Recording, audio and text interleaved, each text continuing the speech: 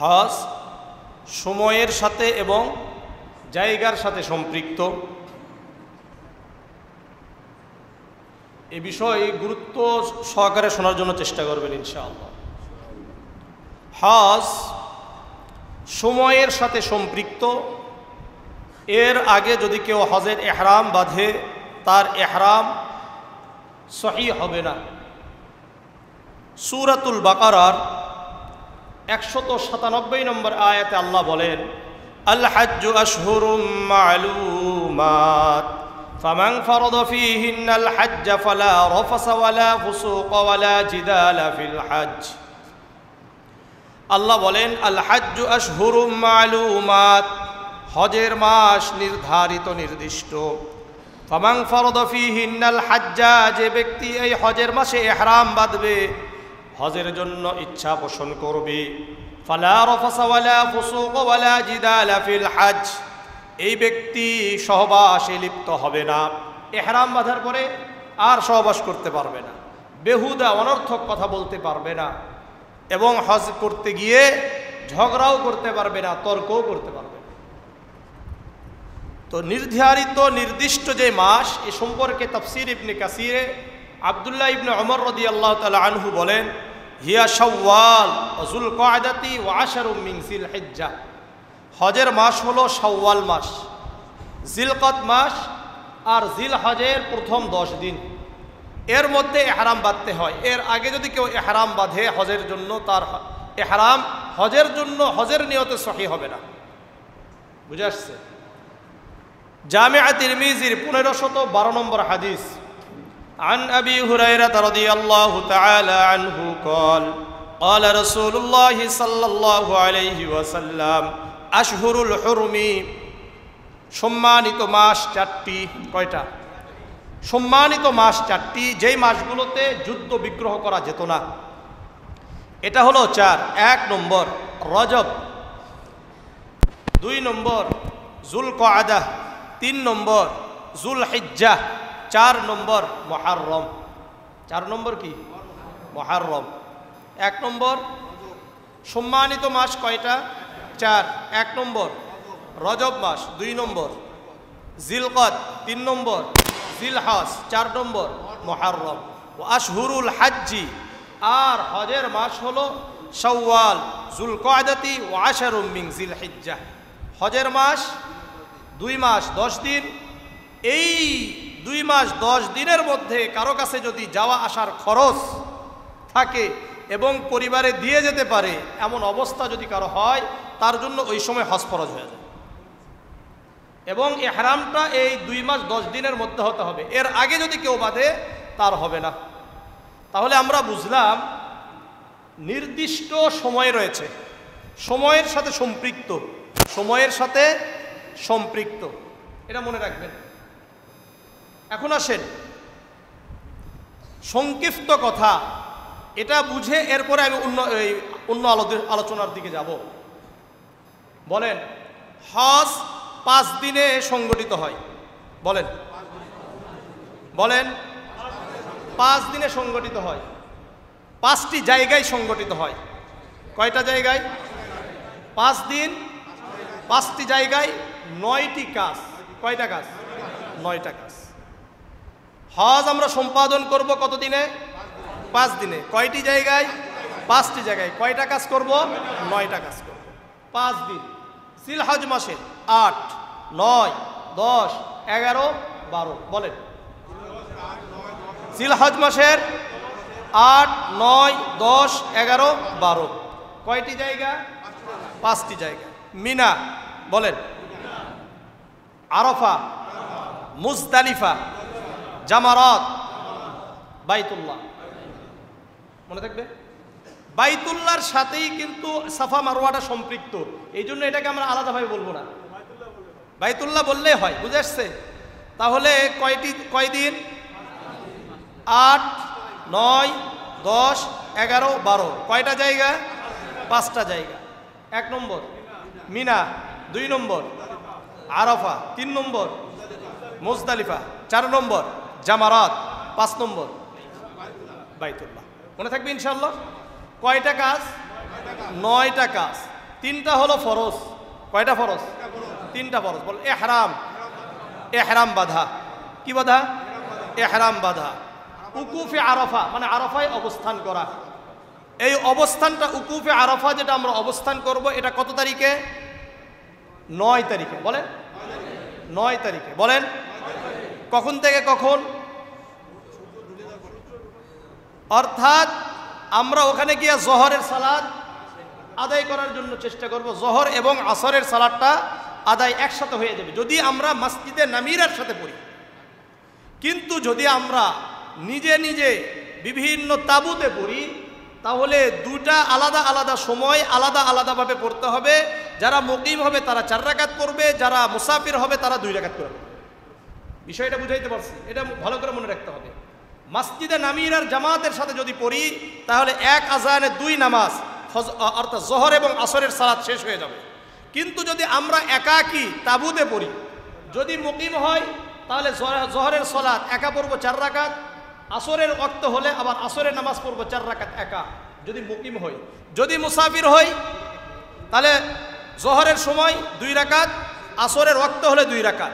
কিন্তু মুসাফির হোক মুকিম হোক সবাই যদি মসজিদে নামিরার জামাতের সাথে পড়ে, তাহলে কয় আজান? এক আজানে 2 জামাআত একসাথে হয়ে যাবে। মনে থাকবে? তাহলে 9 তারিখ শেষ। এরপরে মুজদালিফা, সূর্য এখানে অস্ত চলে যাবে। মাগরিবের নামাজ আমরা আরাফায় পড়ব না। ও আরেকটা কথা মনে রাখতে হবে, আরাফার একটা সীমানা আছে, এই সীমানার মধ্যে ঢুকতে হবে। এই সীমানার মধ্যে যদি আপনি না ঢুকেন তাহলে আপনার হজ বাতিল হয়ে যাবে। মনে থাকবে? সূর্য অস্ত যাবে, তখন আমরা আরাফার ময়দান থেকে চলে যাব মুজদালিফায়। মাগরিবের নামাজ আর আপনি কোথায় পড়বেন না? আরাফাতেও পড়বেন না, রাস্তাতেও পড়বেন না। আপনি যাবেন কোথায়? মুজদালিফায়। ওখানে গিয়ে মাগরিবের নামাজ আর এশার নামাজ একসাথে পড়ে নেবেন। শেষ। তাহলে আমরা মিনাতেও শেষ হয়ে গেল, এরপরে আরাফাও শেষ, মুজদালিফাও শেষ।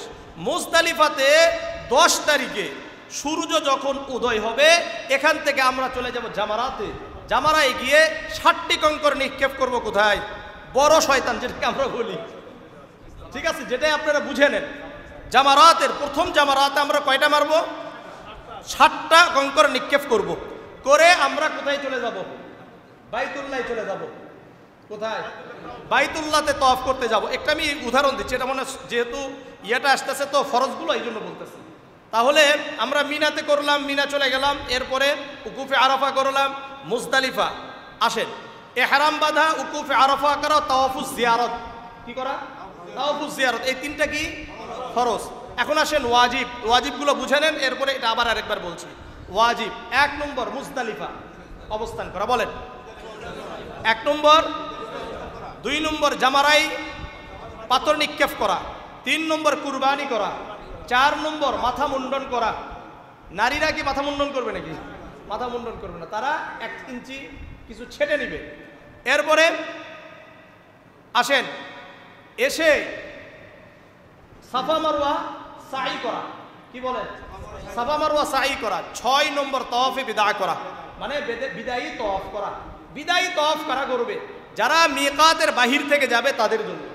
মক্কাবাসীদের জন্য বিদায়ী তাওয়াফ করা ওয়াজিব নয়, করাটা মুস্তাহাব। করাটা কি? আমাদের জন্য ওয়াজিব। আমাদের জন্য কি? ওয়াজিব। মনে থাকবে ইনশাআল্লাহ। তাহলে আমার সাথে আরেকবার বলেন, কয় তারিখ, মানে কয় দিন, কয় জায়গা, কয় কাজ? 9 কাজ, 5 দিন। 8 জিলহজের 8, 9, 10, 11, 12। কয় জায়গা? 5 জায়গা। 1 নম্বর মিনা, আরাফা, মানে আমি সিরিয়ালে বলতেছি কিন্তু। মিনা, আরাফা, মুজদালিফা, জামারাত, বাইতুল্লাহ। ঠিক আছে? কয় কাজ? 9 কাজ। 1 নম্বর এহরাম বাঁধা। 2 নম্বর মানে উকুফে আরাফা, ইয়া হিসাবে বলতেছি, আরাফার ময়দানে অবস্থান করা। এরপরে তাওয়াফুজ জিয়ারত করা, এটা ফরজ। এখন আমি ওই হিসাবে বলি, মানে সিরিয়ালটা বলি। মিনায় যাওয়া, আমি কোথায় গেলাম? প্রথমে 8 তারিখে এহরাম বেঁধে কোথায় চলে যাব? মিনায় যাব। ওখানে গিয়ে 5 ওয়াক্ত নামাজ পড়বো। কয় ওয়াক্ত নামাজ? জোহর, আসর, মাগরিব, এশা, ফজর। 8 তারিখের জোহর, আসর, মাগরিব, এশা, এটা মনে করলাম আমাদের বাঙালি হিসাবে 8 তারিখ, ঠিক আছে। আর এরপরে 9 তারিখের ফজর, এরপরে সূর্য উদয় হয়ে যাবে। এখান থেকে আমরা রওনা দেব কোথায়? আরাফার ময়দানে চলে যাব। আরাফার ময়দানে গিয়ে জোহর আসর করব, মাগরিবে এশা করব কোথায় গিয়ে? মুজদালিফায় গিয়ে। সূর্য যখন পরের দিন সকাল হয়ে যাবে, সূর্য উদয় হওয়ার আগে মাশআরে হারাম একটা জায়গা আছে, ওখানে একটু জিকির আজকার করা, ঠিক আছে। সূর্য উদয় হয়ে যাবে, চলে যাব কোথায়? জামারাতে চলে যাব, ওখানে গিয়ে পাথর নিক্ষেপ করব। কখন বলেন? সূর্য ঢলে যাওয়ার পরে। কখন বলেন? হ্যাঁ, এরপরে আমরা জামারাই করে কুরবানি করব। কি করব বলেন? কুরবানি করব। কুরবানির পরে মাথা মুন্ডন করব। মাথা মুন্ডন করার পরে ইহরামটা আমরা খুলে ফেললাম, খুলে ফেলে স্বাভাবিক অবস্থা হয়ে গেল আমাদের, গিয়ে তাওয়াফুজ জিয়ারতটা করে নিলাম। এই তাওয়াফুজ জিয়ারত আপনি অবশ্যই 10, 11, 12 তারিখের সূর্য অস্ত যাওয়ার আগেই করে নেবেন, ঠিক আছে ইনশাআল্লাহ। এরপরে তাওয়াফুজ জিয়ারত হওয়ার সঙ্গে সঙ্গে তাওয়াফুজ জিয়ারত শেষ মাকামে ইব্রাহিমে গিয়ে কয় রাকাত সালাত? 2 রাকাত সালাত। এই 2 রাকাত সালাতে সূরা কাফিরুন, সূরা কুল হুয়াল্লাহু আহাদ পড়া, এটা সুন্নত। অন্যগুলো পড়লে যে হবে না বিষয়টা এমন নয়, পড়াটা কি সুন্নত। মাকাম ইব্রাহিমের পিছনে পড়া এটা ভালো। যদি না পারেন তাহলে মসজিদে হারামের যেখানে পান সেখানে কি করবেন? চত্বরে পড়ে নেবেন। চলে গেলেন এরপরে কোথায়? সাফা মারওয়া সাই করতে। জিয়ে ইন্না সাফা ওয়াল মারওয়াতা মিন শাআইরিল্লাহ, সাফা থেকে শুরু হবে, মারওয়াতে কি হবে? শেষ হয়ে যাবে। বুঝে আসছে? তাওয়াফুজ জিয়ারত যখন আমরা করব, তখনই যখন তাওয়াফ করব, অবশ্যই প্রথম 3টা তাওয়াফ হবে কি? রমল, একটু কি হেলে ধুলে হবে। পরের 4টা হবে কি? স্বাভাবিক। পরের 4টা কি হবে? স্বাভাবিক, মনে থাকবে। আর ইস্তিবা করা, ইস্তিবা মানে হলো ডান ডান বগলের নিচ দিয়ে কাপড়টা চলে এসে বাম কাঁধের উপরে থাকবে, মনে থাকবে। আল্লাহ আমাদেরকে বোঝার তৌফিক দান করে। এটা হলো শেষ, আমাদের হজ কিন্তু হয়ে গেছে, সহজ বিষয়, বুঝে আসছে।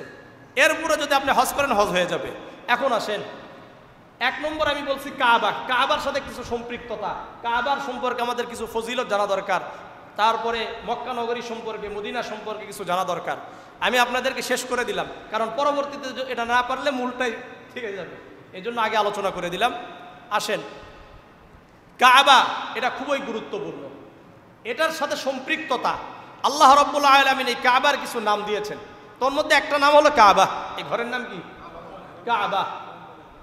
সূরাতুল মাইদার 97 নম্বর আয়াত আল্লাহ বলেন, জাআলাল্লাহুল কাবাতাল বাইতাল হারামা কিয়ামান লিন-নাসি ওয়াশ-শাহরাল হারামা ওয়াল হাদিয়া ওয়াল কলাঈদ যালিকা লিতা'লামু আন্নাল্লাহা ইয়া'লামু মা ফিস সামাওয়াতি ওয়া মা ফিল আরদ ওয়া আন্নাল্লাহা বিকুল্লি শাইইন আলীম।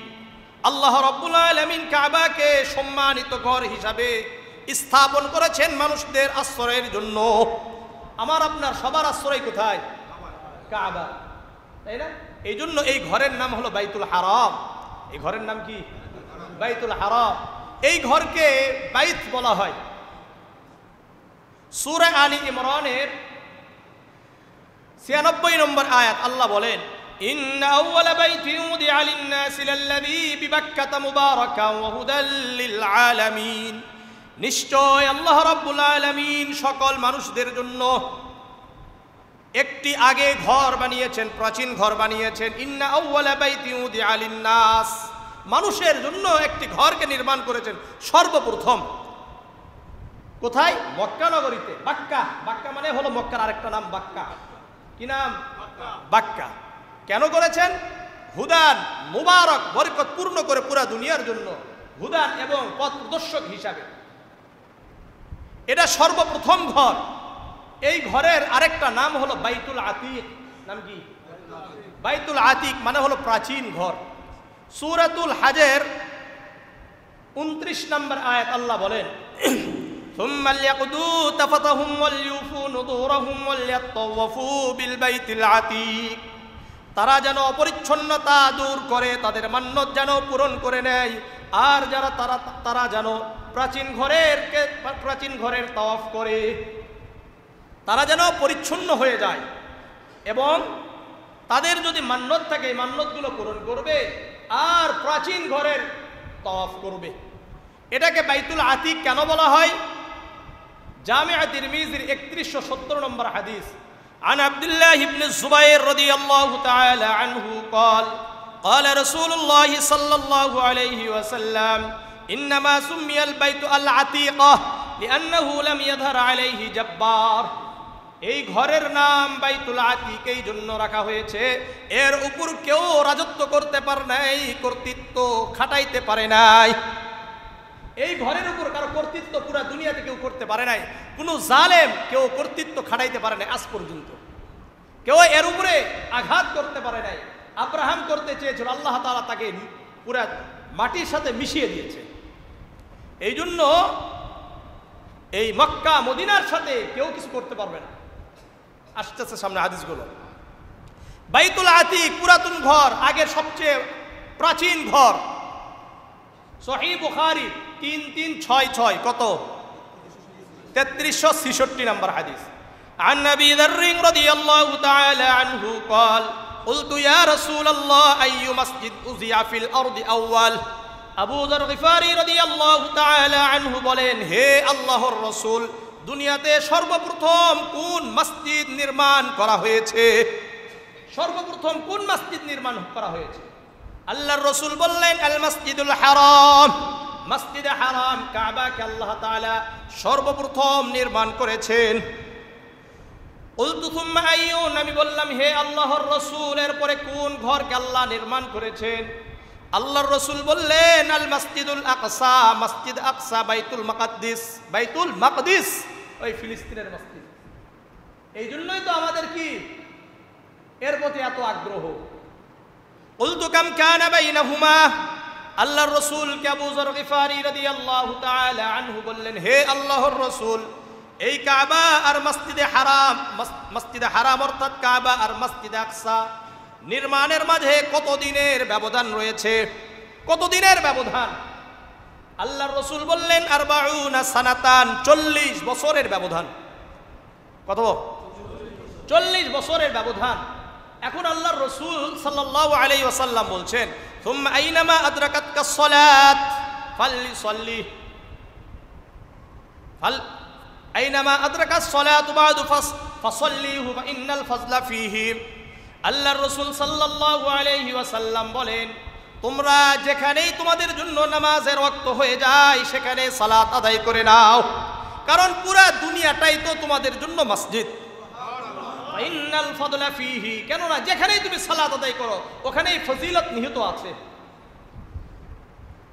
সহিহ বুখারীর 438 নম্বর হাদিস, মনোযোগ দিয়ে শুনেন হাদিসটা। عن جابر بن عبد الله رضي الله تعالى عنه قال قال رسول الله صلى الله عليه وسلم أعطيت خمسا لم يعطهن أحد من الأنبياء قبلي। জাবির ইবনে আব্দুল্লাহ রাদিয়াল্লাহু তাআলা আনহু বর্ণনা করেন, আল্লাহর রাসূল সাল্লাল্লাহু আলাইহি ওয়াসাল্লাম বলেন, আল্লাহ আমাকে এমন 5টি জিনিস দিয়েছেন যা আমার পূর্বে কোনো নবীকে দেওয়া হয় নাই। কয়টা জিনিস? 5টা জিনিস দিয়েছেন যা আমার পূর্বে অন্য কোনো নবীকে দেওয়া হয় নাই। 1 নম্বর, নুসিরতু বির-রু'বি বাসীরাতা শাহরিন। আমাকে এমন প্রভাব দেওয়া হয়েছে যা 1 মাসের দূরত্ব থেকে অনুভূত হইতো। আমার কথা যদি কেউ 1 মাসের দূরত্ব আসার যে দূরত্ব কেউ শুনতো, তারও ভিতরে একটা প্রভাব সৃষ্টি হয়ে যেত আমার ব্যাপারে। বুঝাচ্ছে। 2 নম্বর, ওয়াজুইলাত লিল আরদু মাসজিদান তাহুরান ওয়া আইয়ুমা রাজুলিন মিন উম্মতি আদরাকাতহুস সালাত ফালসল্লি। পুরা দুনিয়াকে আমার জন্য নামাজের জায়গা বানিয়ে দেওয়া হয়েছে। পুরা দুনিয়াটা আমার জন্য, আমার উম্মতের জন্য নামাজের জায়গা, মসজিদ বানিয়ে দেওয়া হয়েছে।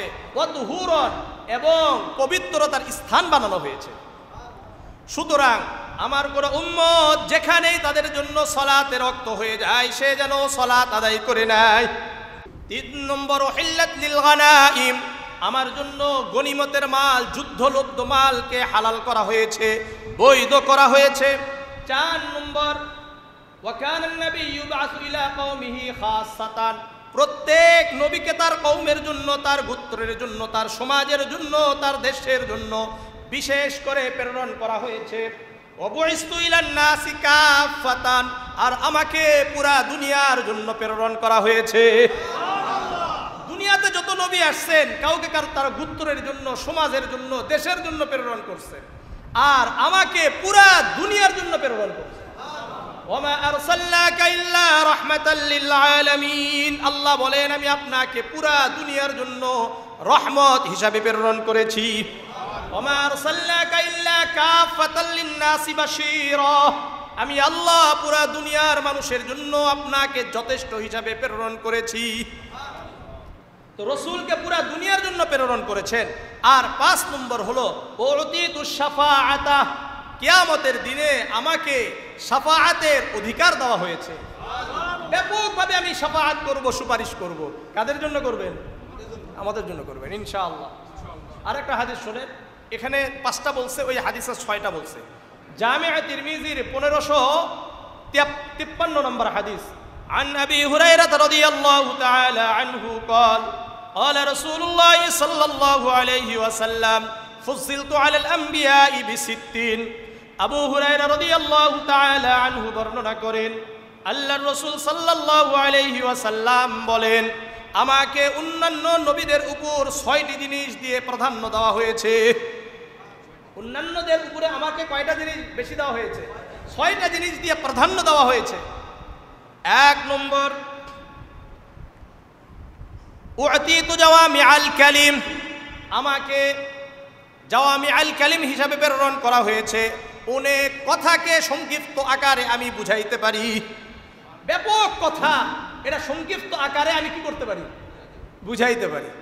আল্লাহ রসুলের সংক্ষিপ্ত কথা, এর ভিতরে অনেক ব্যাখ্যা রয়েছে। অনেক কি আছে? ব্যাখ্যা আছে। 2 নম্বর, নুসিরতু বির-রু'বি, আমাকে প্রভাব দেওয়া হয়েছে, ওই যে 1 মাসের দূরত্বে। 3 নম্বর, ওয়াজুইলাত লিল আরদু মাসজিদান তাহুরান, পুরা দুনিয়াকে আমার জন্য মসজিদ এবং পবিত্রতার স্থান বানানো হয়েছে। 4 নম্বর, উহিল্লাত লিল গানাইম, যুদ্ধলব্ধ মালকে আমার জন্য হালাল করা হয়েছে। কি করা হয়েছে? হালাল করা হয়েছে। উরসিলতু ইলান নাসি ইলাল খালকি কাফাতান, আর আমাকে পুরা সৃষ্টি জীবের জন্য নবী হিসেবে প্রেরণ করা হয়েছে। অখুতিমা বিন নাবিয়্যুন, আমার মাধ্যমে নবী এবং রাসূলদের আগমন ধারাকে সমাপ্ত করা হয়েছে। আনা খাতামুন নাবিয়্যিন লা নাবিয়্যা বাদি, আমি শেষ নবী, আমার পরে আর কোনো নবী আসবে না। এই জন্য সব জায়গায় আইন থাকা চাই। নবীর পরে কোনো নবী নাই। নবীর পরে কোনো নবী আছে? সংসদে কি চাই? আইন চাই। আল্লাহ তাআলা আমাদের সংসদে যারা আছে তাদেরকে সহি বুঝদান করেন।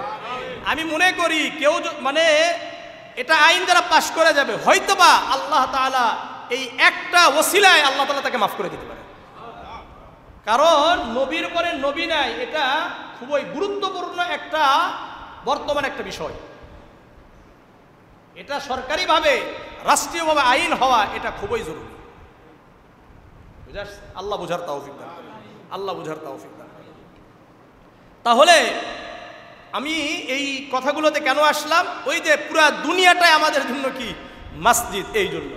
তাহলে কাবার 1 নাম বাইতুল হারাম, এটা প্রাচীন ঘর। এটা কি ঘর? প্রাচীন ঘর।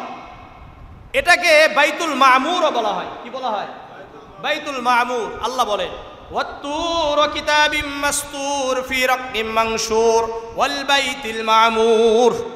এটা কি বলেন? বাইতুল মামুর। আল্লাহ শপথ করছেন তুর পর্বতের। ওয়া কিতাবিম মাসতুর, আল্লাহ এমন কিতাবের যা লিখিত আছে ফি রাক্কিম মানশুর, উন্মুক্ত পত্তরে। ওয়াল বাইতিল মামুর, আল্লাহ রাব্বুল আলামিন সমুন্নত ঘরের শপথ করছেন। তাহলে কাবাকে বাইতুল মামুরও বলা হয়। আবার এই কাবাকে বাইতুল মামুর যেটা আছে এটা একবার সোজাসুজি হুবাহু। এই জন্য কাবাকে কাবা করে নাম রাখছেন কেন? এটা আমি কোনো হাদিসের কিতাবে পাই নাই। আরবদের একটা আর্টিকেল, কাবার উপরে একটা লেখনী প্রবন্ধ পেয়েছিলাম, সেখান থেকে মনে হলো তাই বলছি। সেটা হলো সুম্মিয়াত কাবাতান কাবাতান, কাবাকে কাবা করে নাম রাখার কারণ হলো লিকাউনিহা মুরাব্বাআন, এটা হলো 4 কোণ। এটা কি 4 কোণ? এই কারণে কি রাখছে? কাবা করে রাখছে। কেন 4 কোণ? লিআন্নাহা বিহিজাইল বাইতুল মামুর, কেননা এটা বাইতুল মামুরের একেবারে সোজাসুজি। আর বাইতুল মামুর মুরাব্বাআন, বাইতুল মামুরটা কয় কোণ? 4 কোণ। এটা কেন 4 কোণ? ওই আর্টিকেলে লেখছে লিআন্নাহু বিহিসাইল আরশ, আরশটা হলো 4 কোণ। আরশ কয় কোণ? 4 কোণ। আরশ কেন 4 কোণ? লিআন্নাহাল কালিমাতিল্লাতী বুনিয়া আলাইহাল ইসলামু আরবাউন, পুরা ইসলামটা যেই কথাগুলোর উপর ভিত্তি করে আছে ওটা 4টা। ওয়াহিয়া সুবহানাল্লাহ, আলহামদুলিল্লাহ, লা ইলাহা ইল্লাল্লাহ, আল্লাহু আকবার। এটা কয়টা? 4টা। বুঝে আসছে না? বুঝছেন না বুঝেন নাই? আল্লাহ বুঝার তৌফিক দান করেন, আল্লাহ বুঝার তৌফিক দান করেন। এটার আরেকটা নাম হলো বাইতুল মুহাররম। সূরা ইব্রাহিমের 37 নম্বর আয়াত আল্লাহ বলেন, রব্বানা ইন্নী আসকানতু মিন যুররিয়াতি বিওয়াদিন গায়রি যী যারইন ইনদা বাইতিকাল মুহাররম, হে আমার রব, আমি আমার সন্তানদেরকে চাষাবাদবিহীন একটি উপত্যকায় আপনার সম্মানিত ঘরের কাছে রেখে গেলাম।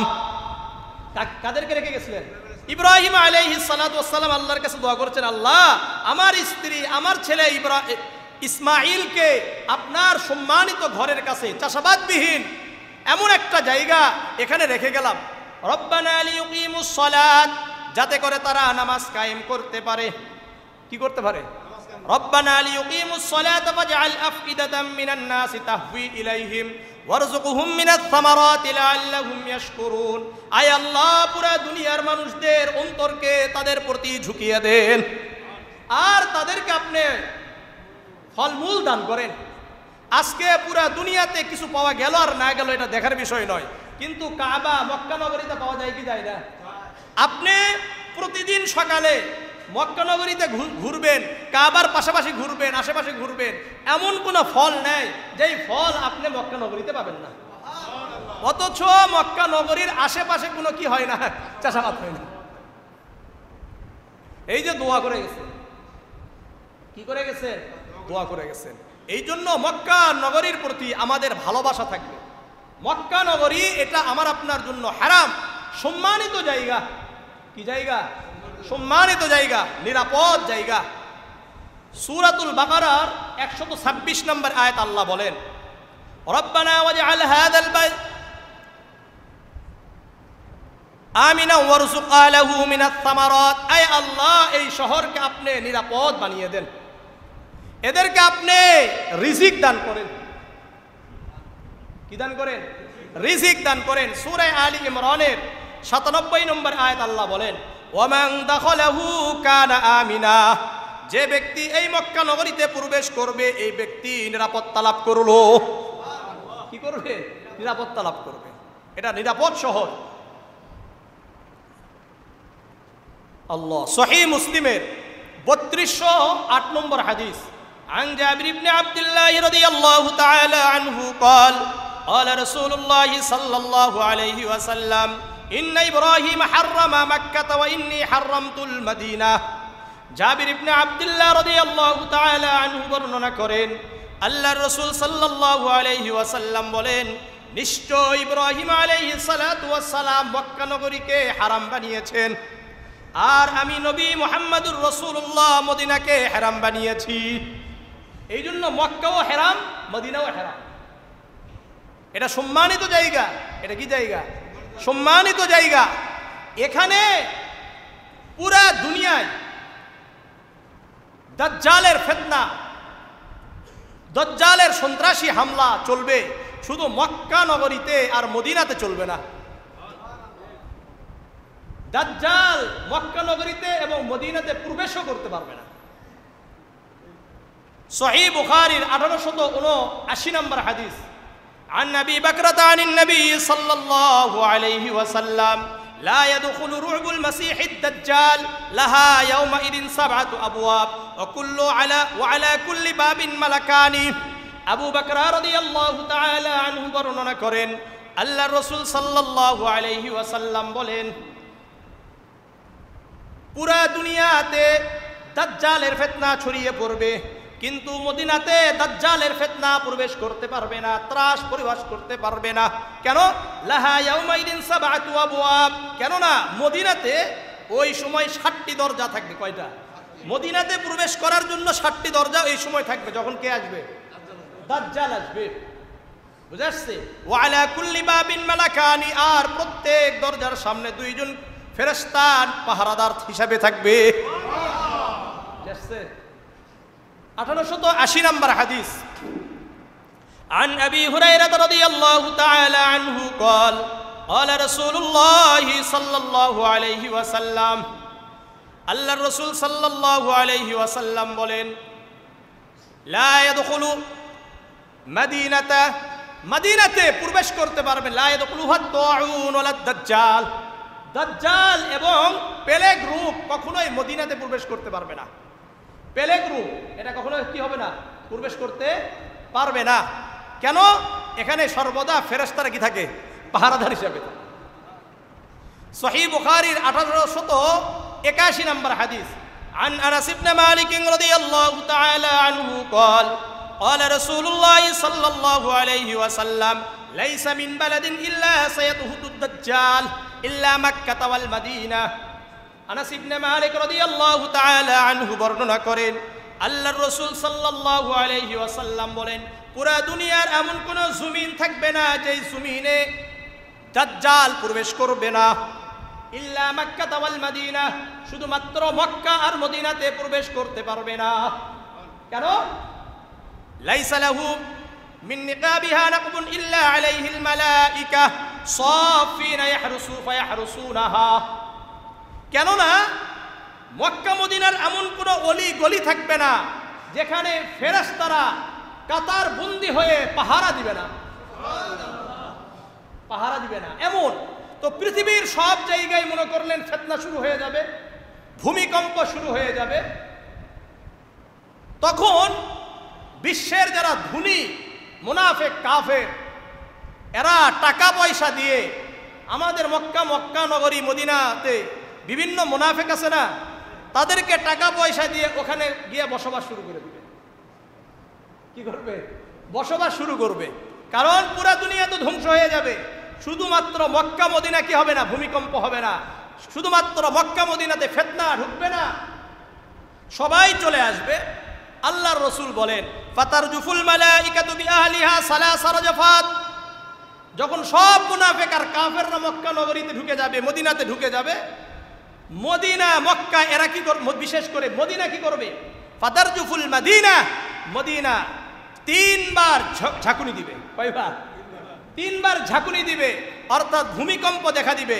ফায়খরিজুল্লাহু কুল্লা কাফিরিন ওয়া মুনাফিকিন, সঙ্গে সঙ্গে ওই মুনাফিক এবং কাফেরদেরকে আল্লাহ বের করে দিবেন। অর্থাৎ তারা তো নিজেরাই ভয়ে বের হয়ে যাবে। এর অর্থ হলো আল্লাহ তাআলা তাদেরকে বের করে দিয়েছে। বুঝে আসছে? এই জন্য আপনি যতই চেষ্টা করেন কাজ হবে না। আল্লাহ বুঝার তৌফিক দান করেন, আল্লাহ বুঝার তৌফিক দান করেন, আল্লাহ বুঝার তৌফিক দান করেন। এই জন্য সর্বদা আমার আপনার অন্তরের ভিতরে এটা থাকবে যে আমি আপনি অবশ্যই মক্কা মদিনাতে যাব ইনশাআল্লাহ। এটা সর্বদা আল্লাহর কাছে দোয়া করা। মক্কা মদিনাকে নিয়ে কেউ ষড়যন্ত্র করতে পারবে না। যারা ষড়যন্ত্র করবে তারা দুনিয়াতে ধ্বংস হয়ে যাবে। কিভাবে ধ্বংস হবে? আল্লাহু আকবার, আল্লাহু আকবার। সহিহ বুখারীর 1878 নম্বর হাদিস, 1877 নম্বর হাদিস এটা। عن سعد رضي الله تعالى عنه قال سمعت النبي صلى الله عليه وسلم يقول لا يكيد أهل المدينة أحد إلا إن ماع كما ينماع الملح في الماء। আল্লাহর রাসূল সাল্লাল্লাহু আলাইহি ওয়াসাল্লাম কে বলতে শুনেছেন সাদ রাদিয়াল্লাহু তাআলা আন, আল্লাহর রাসূল বলেন মদিনাবাসীদের জন্য কেউ ষড়যন্ত্র করতে পারবে না। কেউ যদি ষড়যন্ত্র করে সে এমন ভাবে গলে যাবে যেমন নাকি পানিতে লবণ গলে যায়। পানিতে যদি লবণ দেয় তাহলে আস্তে আস্তে গলে যায় না? আস্তে আস্তে যেমন নাকি গলে যায়, একবারে মিশে যায়, ঠিক তেমনি ভাবে যারা মদিনাকে নিয়ে ষড়যন্ত্র করবে আল্লাহ তাআলা তাদেরকে দুনিয়া থেকে মিশিয়ে দিবে। সহিহ বুখারীর হাদিস এগুলো। আল্লাহ ৭৬ নম্বর হাদিস, 1876 নম্বর হাদিস। عن أبي هريرة رضي الله تعالى عنه قال قال رسول الله صلى الله عليه وسلم إن الإيمان لا يرث إلى المدينة كما ترث الحية إلى جحرها। আবু হুরায়রা রাদিয়াল্লাহু তাআলা আনহু বর্ণনা করেন, আল্লাহর রাসূল সাল্লাল্লাহু আলাইহি ওয়াসাল্লাম বলেন, শেষ দিকে অর্থাৎ দুনিয়ার শেষ দিকে ঈমান এমন ভাবে মদিনার দিকে চলে যাবে যেমন নাকি সাপ তার গর্তের দিকে চলে যায়। সাপ আপনি বের হোক না কেন, ওর কিন্তু সর্বশেষ আশ্রয়স্থল কোথায়? গর্তে। ঠিক তেমনি ভাবে ঈমানদার আর মুমিনদের সর্বশেষ স্থান হবে হলো মদিনা। কোথায়? মদিনা। এই জন্য মক্কা মদিনাতে যাওয়ার জন্য সর্বদা কি থাকতে হবে? আকাঙ্ক্ষা থাকতে হবে, আল্লাহর কাছে দোয়া করতে হবে। আর ওখানে গিয়ে আপনাকে আমাকে কেমন করে থাকবে? খুব নম্রতা ভদ্রতার সাথে থাকতে হবে। ওখানে গিয়ে গালিগালাজ করেন, ওখানে গিয়ে যেমন ইচ্ছা তেমন করে চলেন। একটা কথা মনে রাখবেন, যারা মক্কা মদিনায় গিয়ে গুনাহ করবে মনে করবেন এর আর ভালো হওয়ার সম্ভাবনা নেই। এর কি নাই? ভালো হওয়ার সম্ভাবনা। আল্লাহ আমাদেরকে হেফাজত করেন। এই জন্য যারাই যাচ্ছেন, যারাই যাবে, খুব নম্রতা ভদ্রতার সাথে খুব ইহতিরাম নিয়ে মক্কা মদিনায় প্রবেশ করবে, খুব ইহতিরাম নিয়ে। সহিহ বুখারীর 1196 নম্বর হাদিস, عن أبي هريرة رضي الله تعالى عنه قال قال رسول الله صلى الله عليه وسلم ما بين بيتي ومنبري روضة من رياض الجنة ومنبري على حوضي। আবু হুরায়রা রাদিয়াল্লাহু তাআলা আনহু বর্ণনা করেন, আল্লাহর রাসূল সাল্লাল্লাহু আলাইহি ওয়াসাল্লাম বলেন, আমার ঘর আর আমার মিম্বারের মাঝখানটা হলো জান্নাতের বাগান। কি বুঝলেন? মনে করলেন রাসূলুল্লাহর ঘরটা হলো ওটা, ঠিক আছে, আর মিম্বারটা হলো এটা। এই যে জায়গাটা আছে মাঝখানের যে জায়গা, এটা হলো কি? রাউযাতুম মিন রিয়াজিল জান্নাহ, জান্নাতের বাগান সমূহের মধ্যে একটি বাগান। ওয়া মিম্বারি আলা হাউজি, আল্লাহর রাসূল বলেন আমার মেম্বার হলো আমার হাউজে কাউসারের উপরে। অর্থাৎ মদিনার যে মেম্বার দেখবেন যেটাতে রাসূল বসতেন, ওটা লেখা আছে। ওখানে যখন ঢুকবেন, যারা ঢুকে, কয়েকটা দরজা আছে, সব দরজা কিন্তু কিনা রাউযাতুম মিন রিয়াজিল জান্নাতের দরজা না। এখন তো মনে করলেন আমাদেরকে খুশি করার জন্য ব্যাপক হারে বড় বানায় দিচ্ছে, কিন্তু আসলে ওটা না। লেখাই আছে ওখানে, মা বাইনা বাইতি ওয়া মিম্বারি রাউযাতুম মিন রিয়াজিল জান্নাহ। বুঝাচ্ছে সুন্দর করে হাদিসটা লেখা আছে। ওই যেই দরজায় লেখা আছে, ওই দরজা থেকে রসুলের যে রওজা, এখন বর্তমান কবর মুবারক, রওজা মুবারক, এই মাঝখানটাই হলো কি? রিয়াজুল জান্নাহ। আর রসুল যে ছোট্ট দেখবেন একটা কি ছিল? মেহরাব ছিল। এটাই হলো কি? ও মিম্বারি আলা হাউজি। মনে করবেন ওই মেম্বারের নিচেই হলো হাউজে কাউসার আছে। এটা রসুলের হাদিস। সুতরাং মদিনাতে তো আমাদের জন্য কোনো হজ বা উমরার বিধানের সাথে সম্পৃক্ত নয়। আমরা তো যাব আমার আপনার নবী মুহাম্মদুর রাসূলুল্লাহর ভালোবাসায়, ওই জায়গার, ওই জমিনের ভালোবাসায়। যেই জমিন আপনি চলবেন আর মনে করবেন আমার নবী এই রাস্তা দিয়ে চলছেন, আমার নবী এই রাস্তা দিয়ে চলছেন। আমার নবীর ভালোবাসার শহর হলো মদিনা শহর। এই জন্য মক্কা নগরী সম্পর্কে যতটা আপনি হাদিস পাবেন না, মদিনা সম্পর্কে অনেক হাদিস বেশি পাবেন। এই দেখেন সব হাদিসগুলো মদিনার ক্ষেত্রে আছে। এই জন্য মদিনার প্রতি আলাদা ভালোবাসা থাকতে হবে, মদিনাওয়ালার প্রতি আলাদা ভালোবাসা থাকতে হবে। এখন এই ভালোবাসার নাম দিয়ে হাদিস আর অপব্যাখ্যা করা যাবে না। আল্লাহ বুঝার তৌফিক দান করেন, আল্লাহ বুঝার তৌফিক দান করেন। as-সুনানুস সুগরা একটা কিতাব আছে, এই কিতাবের 1821 নম্বর হাদিস। আন আবি দারদা রাদিয়াল্লাহু তাআলা আনহু قال قال رسول الله صلى الله عليه وسلم فضل الصلاة في المسجد الحرام على غيره 100,000 صلاة।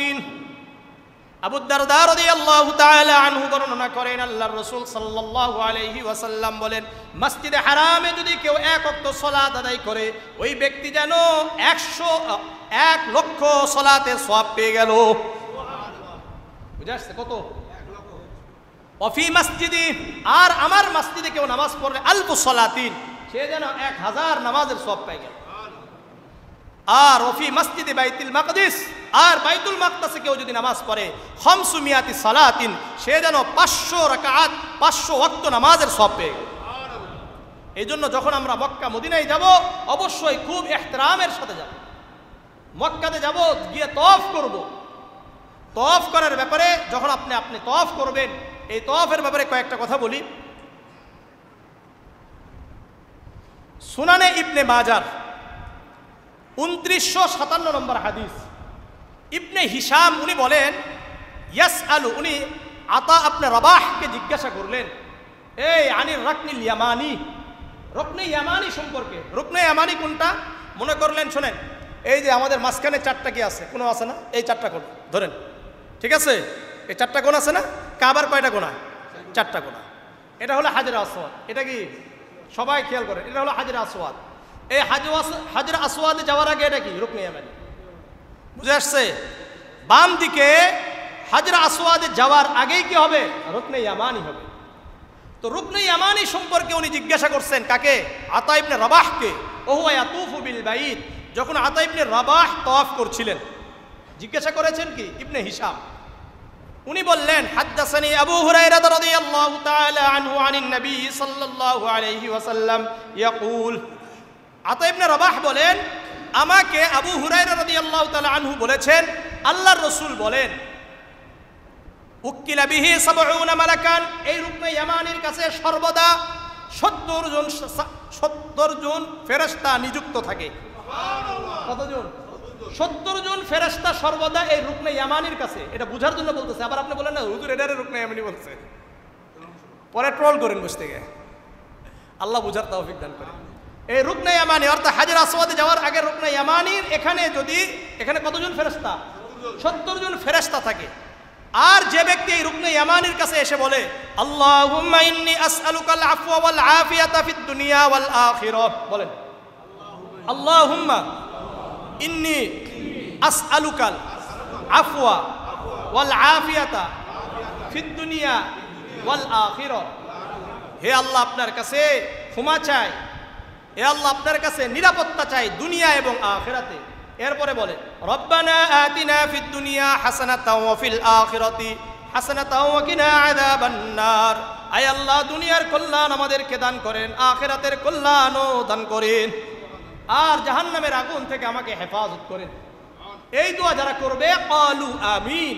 রুকনে ইয়ামানির কাছে আপনি এই দোয়া করছেন, সঙ্গে সঙ্গে ওই 70 জন ফেরেশতা বলে আমিন, আল্লাহ তার এই দোয়াকে আপনি কবুল করেন। এরপরে এই ইবনে হিশাম আতা ইবনে আবি রাবাহকে বললেন, ইয়া আবা মুহাম্মদ, হে মুহাম্মাদের বাবা। তার ছেলের নাম কি? মুহাম্মদ। এই জন্য ইয়া আবা মুহাম্মদ মানে কি? হে মুহাম্মাদের বাবা। মা বালাগাকা ফি হাদা রুকনিল আসওয়াদ, এই যে রুকনে আসওয়াদ মানে কি? হাজরে আসওয়াদ সম্পর্কে তোমার ধারণা কি? মানে তুমি কি জানছো এই ব্যাপারে? আবার এই আতা বললেন, হাদ্দাসানি আবু হুরায়রা রাদিয়াল্লাহু তাআলা আনিন নবী সাল্লাল্লাহু আলাইহি ওয়াসাল্লাম ইয়াকুল, মান ফাওয়াজাহু ফাইন্নামা ইউফাইজু ইয়াদার রহমান, যে ব্যক্তি হাজরে আসওয়াদের সামনাসামনি হয়ে গেল, ওই ব্যক্তি যেন আল্লাহ তাআলার রহমতের হাতের সামনে হয়ে গেল। আপনি যখন হাজরে আসওয়াদের সামনে হবেন তখন মনে করবেন আপনি রহমানের হাতের সামনে আছেন। কার? রহমান মানে কি? আল্লাহ তাআলার হাতের সামনে, রহমতের সামনে রয়েছে। এরপরে আতা ইবনে রাবাহ বলেন, হাদ্দাসানি আবু হুরায়রা রাদিয়াল্লাহু তাআলা আনহু মান তাওয়াফা বিল বাইতি, আর যে ব্যক্তি এটার তওয়াফ করবে, কোনটা? এই ঘরের কাবার তওয়াফ করবে, ওয়ালা ইয়াতাকাল্লামু ইল্লা বিখাইরিন, আর অন্য কোনো কথা বলবে না, শুধুমাত্র কল্যাণকর কথা বলবে। ওয়ালা ইয়াতাকাল্লামু ইল্লা বিসুবহানাল্লাহ ওয়ালহামদুলিল্লাহ লা ইলাহা ইল্লাল্লাহু আল্লাহু আকবার ওয়ালা হাওলা ওয়ালা কুওয়াতা ইল্লা বিল্লাহ। সুতরাং এই হাদিস থেকে বোঝা যায় আপনি যখন কাবাকে বিশেষ করে রুকনে ইয়ামানি থেকে হাজরে আসওয়াদ এর মাঝখানে কি দোয়া করবেন? আল্লাহুম্মা ইন্নী আসআলুকাল আফওয়া ওয়াল আফিয়াতা ফিদ দুনিয়া ওয়াল আখিরাহ রব্বানা আতিনা ফিদ দুনিয়া হাসানাতাও ওয়া ফিল আখিরাতি হাসানাতাও ওয়া কিনা আযাবান নার। আর বাকিটা সময় সুবহানাল্লাহ আলহামদুলিল্লাহ লা ইলাহা ইল্লাল্লাহ আল্লাহু আকবার ওয়ালা হাওলা ওয়ালা কুওয়াতা ইল্লা বিল্লাহ।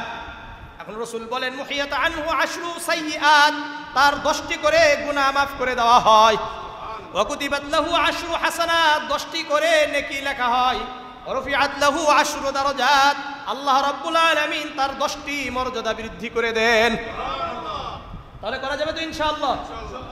এবং সুনানে আবি দাউদের 1892 নম্বর হাদিস, আমর ইবনে শুআইব থেকে আব্দুল্লাহ ইবনে সাইব রাদিয়াল্লাহু তাআলা আনহু বলেন, ইয়াকুল, আমি শুনেছি, সামিআতু মানে শুনেছি, ইয়াকুল রাসূলুল্লাহ সাল্লাল্লাহু আলাইহি সাল্লাম, মা বাইনা রুকনাইন, অর্থাৎ রুকনে ইয়ামানি আর হাজরে আসওয়াদের মাঝখানের যেই জায়গা, এখানে আল্লাহ রাসূল বলতেন, রব্বানা আতিনা ফিদ দুনিয়া হাসানাতাও ওয়া ফিল আখিরাতি হাসানাতাও ওয়া কিনা আযাবান নার। মনে থাকবে তো ইনশাআল্লাহ। হাজরে আসওয়াদ এটা খুবই গুরুত্বপূর্ণ বিষয়। হাজরে আসওয়াদ, ইন্না মাসআহুমা, জামিআ তিরমিজি, সংক্ষিপ্ত কথা, জামিআ তিরমিজির 959 নম্বর হাদিস, ইন্না মাসআহুমা কাফারাতুল লিল খাতায়া, যে ব্যক্তি হাজরে আসওয়াদকে স্পর্শ করবে তার গুনাহ আল্লাহ মাফ করে দিবে। গুনাহগুলোকে, হাজরে আসওয়াদ যেটা আছে না, আমাদের গুনাহগুলোকে কি করে নেয়? চুষে নেয়।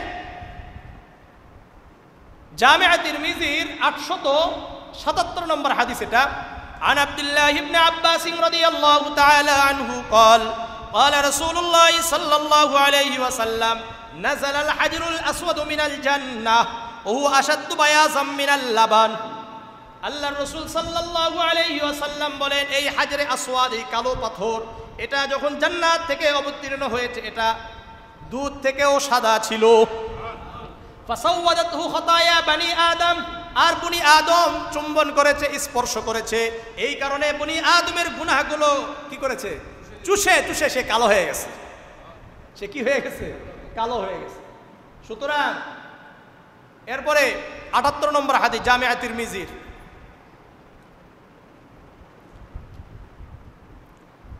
আমর ইবনে আস রাদিয়াল্লাহু তাআলা আনহু থেকে বর্ণিত, রাসূলুল্লাহ সাল্লাল্লাহু আলাইহি ওয়াসাল্লাম বলেন, ইন্না রুকনা ওয়াল মাকামা ইয়াকুতাতানি মিন ইয়াকুতিল জান্নাহ। রুকনে হাজরে আসওয়াদ আর মাকামে ইব্রাহিমের যে পাথর, এই দুইটি পাথর হলো জান্নাতের ইয়াকুতের দুটি পাথর।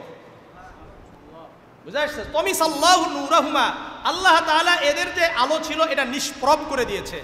ওয়ালাউ লাম ইয়াতমিস নূরাহুমা, আল্লাহ রাসূল বলেন, যদি এগুলোর আলোকে নিষ্প্রভ না করে দিত, লা আযাতা মা বাইনাল মাশরিক ওয়াল মাগরিব, পূর্ব পশ্চিমকে আলোকিত করে দিত।